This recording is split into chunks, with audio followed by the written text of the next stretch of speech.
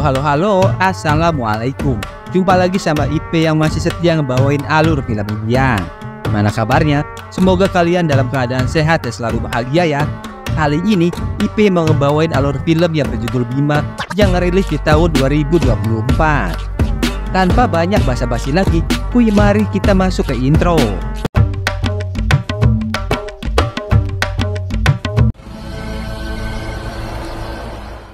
Film berlatar di tahun 2003 di sebuah desa yang bernama Mahendragiri. Seorang wanita duduk di depan pintu kuil Dewa Siwa yang tertutup. Tiba-tiba wanita ini menari dengan aneh. Seorang bocil yang melihat kejadian itu menjadi sangat ketakutan. Seorang lelaki tua yang duduk di sana menceritakan kisah tentang kuil ini kepada bocil itu. Kuil ini bernama Kuil Parasuram. Ia memiliki keistimewaan bisa memanggil roh keluarga yang sudah meninggal untuk memenuhi keinginan terakhirnya.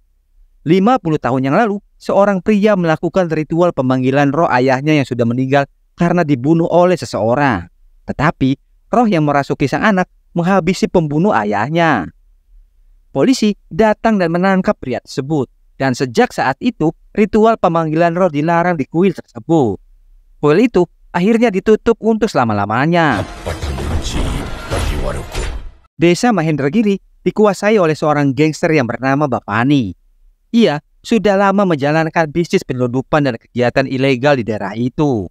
Salah satu bisnis yang ia jalankan adalah penyelundupan BBM.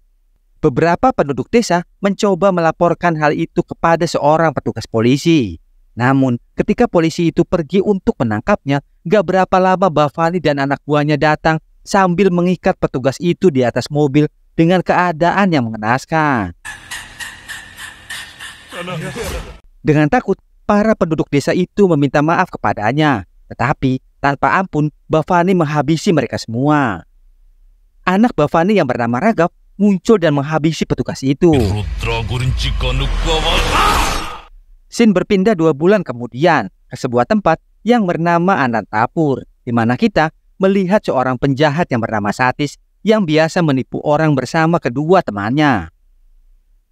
Suatu hari, Satis yang lagi makan gorengan mengetahui ada seorang anak yang hilang dari bungkus gorengan yang ia makan.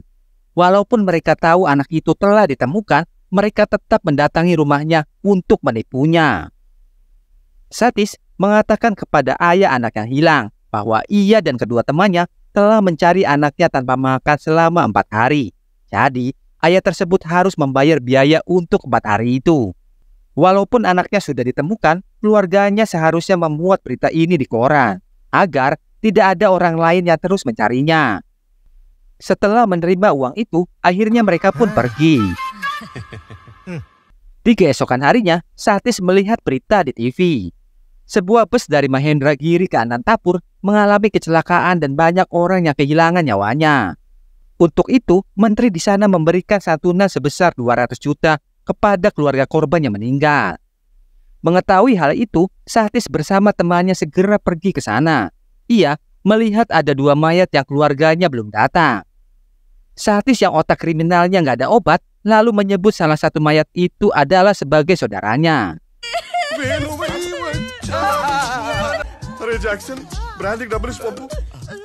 Dengan cerdik, ia akhirnya mendapatkan 200 juta dari menteri. Setelah mendapatkan uang itu, mereka kemudian mabuk-mabukan sambil membakar mayat yang disebut sebagai saudaranya itu. Dalam keadaan setengah oleng, Satis melihat api yang membakar mayat itu dan berkata, andai saja ia tahu keinginan terakhir dari mayat itu, maka ia bersumpah akan mewujudkannya. Tiba-tiba, ia terkaget melihat sesuatu yang keluar dari api tempat dia membakar mayat itu. Scene berpindah 1 bulan sebelumnya. Istri dari polisi yang dibunuh oleh Bapani mendatangi kuil dan berdoa. Ia meminta agar ada seseorang yang datang ke desa ini untuk menuntut balas kematian suaminya. Di saat yang bersamaan, seorang petugas polisi yang bernama Bima datang untuk menggantikan polisi yang sudah dibunuh oleh Bapani. Saat Bima tiba di Mahendragiri, dia pertama kali pergi ke rumah Bapani sambil menghajar semua anak buah Bapani.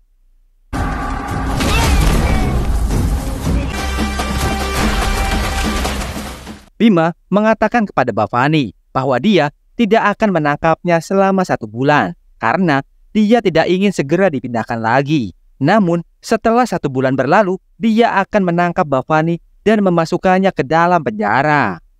Di keesokan harinya, seorang guru yang bernama Vidya datang ke kantor polisi. Ia melaporkan kepada Bima bahwa ada seorang pria yang bernama Romeo yang mengancam akan menyiramnya dengan air keras. Karena itu, dia memerlukan perlindungan polisi. Melihat kecantikan Vidya, Bima pun langsung kelepak-kelepak. Bima akhirnya menangkap Romeo dan mengetahui bahwa Romeo sebenarnya hanya menakuti Vidya dengan botol soda, bukan air keras, agar dia mau menikah dengannya. Bima kemudian mengirim pesan dari ponsel Romeo kepada Vidya dengan mengatakan bahwa dia akan menyerangnya hari ini. Vidya ketakutan setelah membaca pesan itu dan memanggil Bima ke asramanya. Akhirnya, rencana Bima berhasil dan dia bisa tetap dekat dengan Vidya. Di asrama, Vidya menyadari sikap baik Bima dan rasa hormatnya terhadap perempuan. Dia sangat terkesan dan mulai menyukainya. Mereka berdua mulai menghabiskan banyak waktu bersama dan mengungkapkan perasaan cinta mereka satu sama lain. I love you. Di saat yang bersamaan, kita bertemu dengan Ravindra, seorang tabib besar di Mahendragiri. Dia mempunyai tempat pengobatan untuk menolong masyarakat di sekitar desa itu. Vidya sudah menganggap Ravindra sebagai ayahnya sendiri. Ravindra ternyata mempunyai tanaman langka yang memiliki kekuatan untuk menghidupkan kembali orang yang sudah mati. Di malam harinya, Bima mendatangi pos pemeriksaan. Karena hal itu, mobil tangki Bhavani yang tidak memiliki izin tidak dapat melewati pos tersebut. Sementara itu, dari balik semak, semua anak buah Bhavani sudah bersiap menyerang Bima. Gak berapa lama, Bima mendapat kabar bahwa ada sebuah mobil tangki yang mengalami kecelakaan. Bima bersama para petugas kemudian pergi ke mobil itu untuk memeriksanya. Mereka menemukan banyak anak-anak kecil di dalam mobil tangki itu.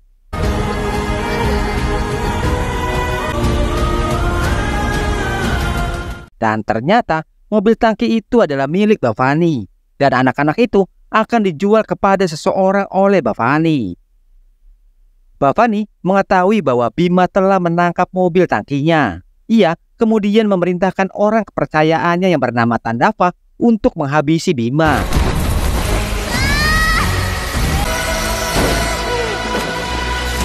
Sementara itu, polisi berhasil mengirim anak-anak itu ke tempat yang aman. Tetapi, anak buah Tandava datang dan langsung menyerang Bima.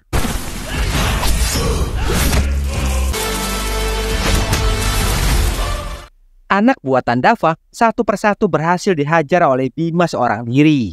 Tiba-tiba, mereka berhasil menancapkan kail pancing beracun ke tubuh Bima. Dan dalam beberapa menit, ia langsung tidak sadarkan diri.